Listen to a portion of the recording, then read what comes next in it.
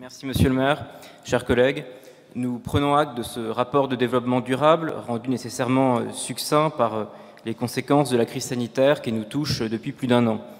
Dans ce rapport, vous soulignez notamment votre action pour l'implication des jeunes dans la vie concrète de la cité, pour leur sensibilisation au thème de l'économie circulaire et de la lutte contre le gaspillage alimentaire, ainsi que la mise en œuvre d'efforts accrus dans la collecte et le recyclage des déchets lors d'événements tels que les Jeudis du Port, lorsqu'ils pouvaient se tenir.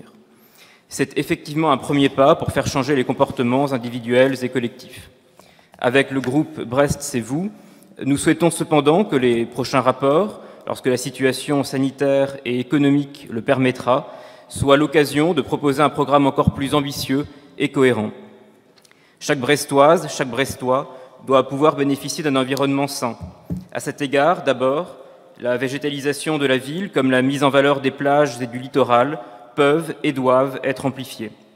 Ensuite, les mobilités douces gagneraient, à notre sens, à être davantage promues, en étant rendues plus sûres, s'agissant en particulier des conditions de circulation des piétons.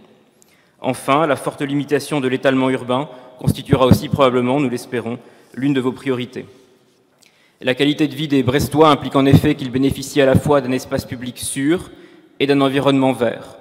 Les fonds existent aujourd'hui pour mener de telles actions, à la fois au niveau national avec le programme d'investissement d'avenir et au niveau européen avec le pacte vert pour l'Europe. Nous soutiendrons chaque action qui ira dans ce sens.